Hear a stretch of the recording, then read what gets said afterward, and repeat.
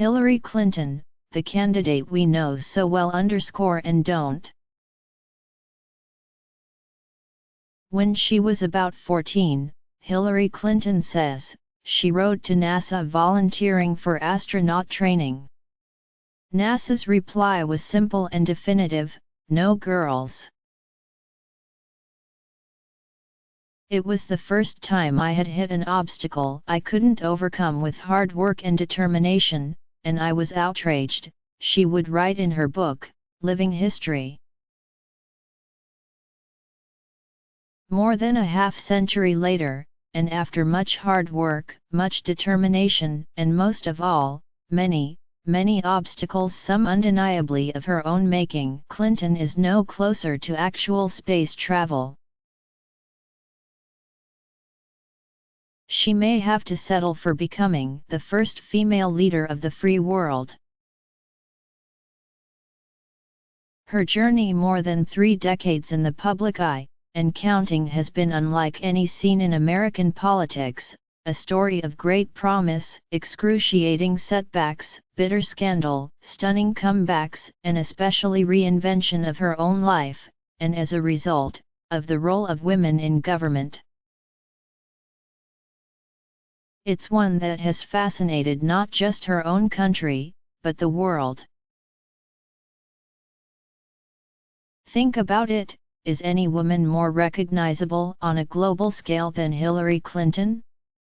If Barack Obama was the presidential candidate who seemed to come out of nowhere, Clinton's the candidate who seemed to come out of everywhere.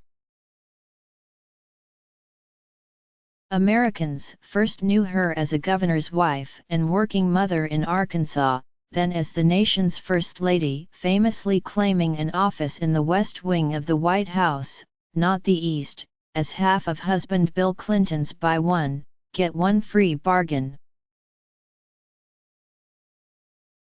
Touched by scandal from Whitewater to Monica Lewinsky, but also carving out her own political identity, she emerged to become a hard-working senator, the first First Lady to gain elected office.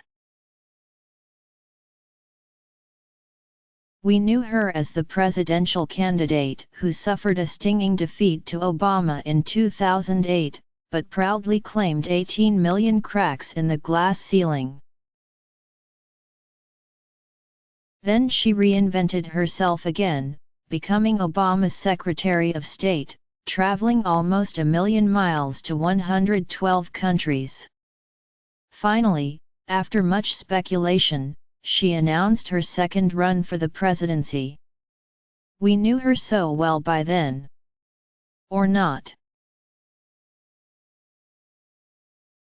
Who was Hillary Clinton, and why, if we'd been watching her for so long, did we feel like we didn't know her? At least, that's the persistent narrative.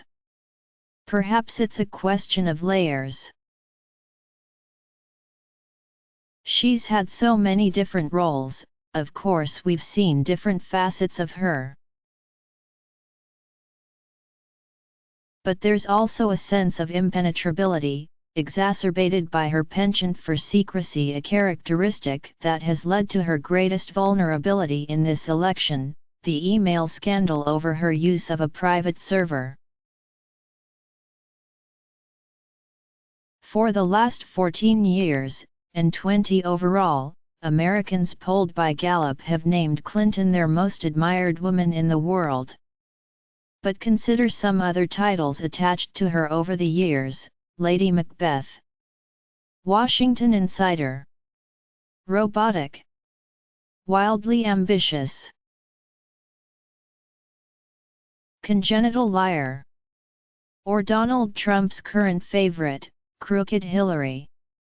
But also, feminist heroine, glass ceiling breaker, the most prepared in the room, the most qualified presidential candidate ever, loyal friend, witty companion, mom, grandma. It's an amazing life, says biographer Carl Bernstein, who wrote a 600-page book on her and says he still struggles to define her. You could not make any of this stuff up. There have been polarizing figures in politics before, but it's hard to imagine any have been called as many things, wildly divergent things, as she. Does everyone simply have their own version of Hillary Clinton? The ambition thing. Saturday Night Live has been turning out versions for a good 25 years. Each actress spoofing Clinton. There have been 9, including Miley Cyrus rapping in a bandeau, has put her spin on the part. But there's been one constant: ambition, pure and unadulterated. "No, mine," blurted out Amy Poehler's Hillary, alongside Tina Fey's Sarah Palin, in agonized disbelief that John McCain's running mate was still in the race but she wasn't. Recently, Kate McKinnon has perfected a wackier, more manic ambition. In a recent scene where Clinton herself gamely played a bartender, the fake Hillary asked Huma Abedin, her aide, "Why won't the people just let me lead?" Comedy aside, the ambition tag has dogged Clinton, 68, throughout her career, as if it were a bad quality rather than a necessity in high-stakes politics. The satirical website The Onion captured the irony in a 2006 headline: "Hillary Clinton is too ambitious to be the first female president." That gets a knowing laugh from Melanie Verver, Clinton's chief of staff from her First Lady years. "If a guy is described as ambitious, it's a noble attribute he wants to put himself ahead," says Verver. "But if a woman is ambitious, it's not an attribute, it's a negative, a pejorative. It's not proper somehow." Former Republic. Patricia Schroeder thinks the ambition factor is unfairly key to Clinton's challenges connecting with the electorate. "We still don't like a woman who is showing ambition, especially for that level of a job," says Schroeder, who famously explored her own presidential candidacy decades ago. "I'd like her if she weren't so damned ambitious. How come she wants all that power?" Champion for WOMEN. At her college graduation in 1969, Hillary Rodham was already blazing a trail. The senior from Park Ridge, Illinois, was the first student chosen to address a Wellesley commencement. She delighted many classmates when she delivered an on-the-spot rebuke to the previous speaker, a U.S. senator whose comments the grads found condescending to women. At Yale Law School, where she met Bill Clinton, she developed a keen interest in children's rights, which she pursued in postgraduate work. It's been a particular frustration to Clinton's campaign that young Democrats haven't responded more enthusiastically, with many attracted to the populist message of Bernie Sanders, 6 years her senior. There's a sense that millennials are too young to remember her efforts on behalf of social justice, particularly for women and girls on a global scale. Young people today want to be part of something bigger. But they don't understand how much she shares those aspirations of theirs, Verver says. A key moment in Clinton's political journey and a defining personal moment came in 1995, when as First Lady she spoke at a UN Congress on Women in Beijing, declaring, "Human rights are women's rights, and women's rights are human rights." It was a time when Clinton was searching for a new identity, having failed to reform health care back home. But even she had no idea the impact those simple words would have.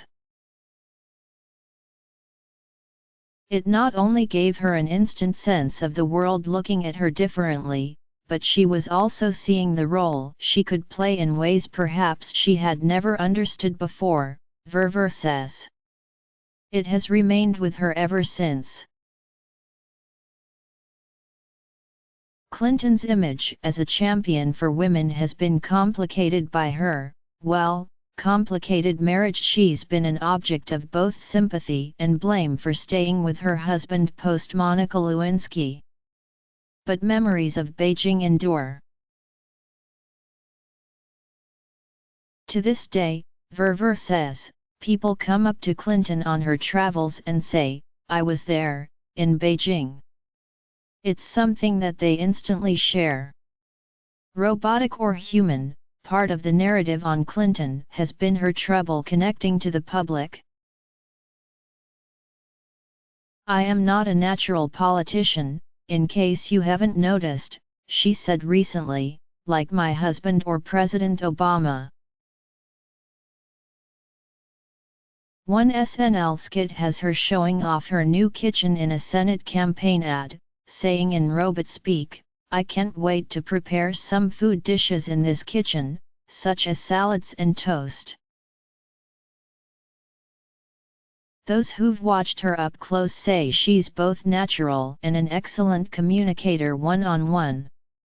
Friends always say she's relaxed, funny, witty, a great companion. And not just her friends. Talk to classmates from Wellesley, even those who only knew her from afar, and they say they can't understand the disconnect between public and private Hillary. Nancy Herron, who didn't really know Clinton at school, reconnected with her decades later at a reunion, where Herron performed a stand-up routine on what it's like being in the shadows of such a famous classmate. She even skewered Clinton's pantsuits. "She sat there and just laughed her head off," says Herron. "She really enjoyed being teased."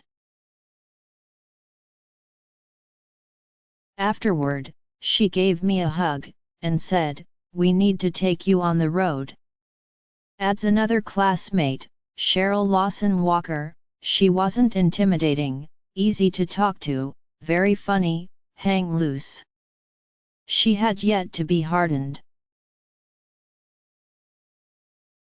Or, Walker allows, maybe the hardened Hillary is simply what the public sees.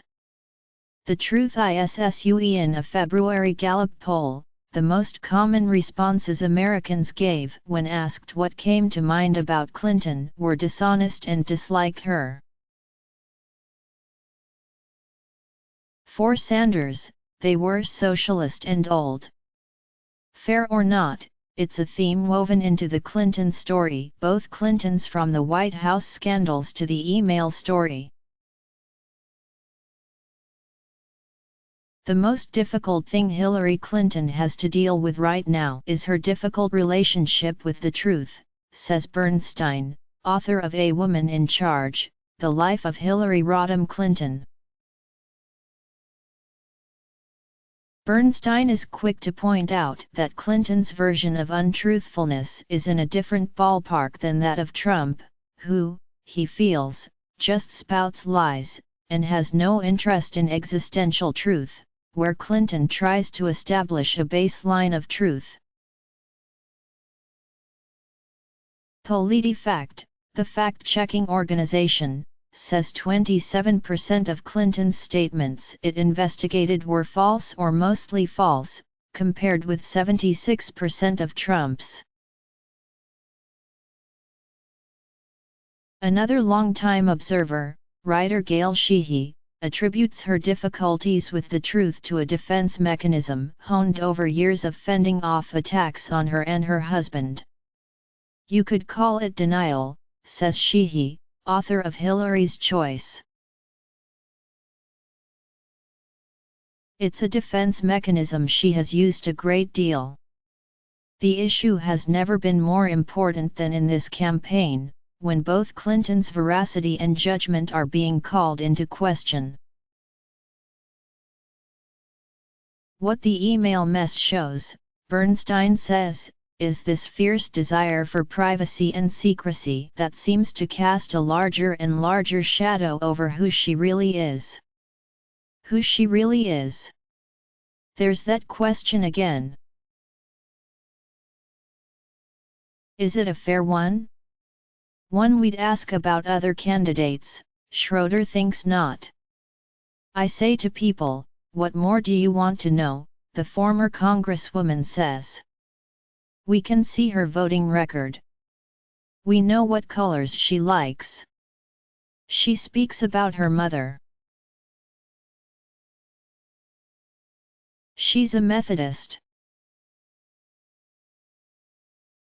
How many politicians do we even know that much about? Do they want some kind of a confession?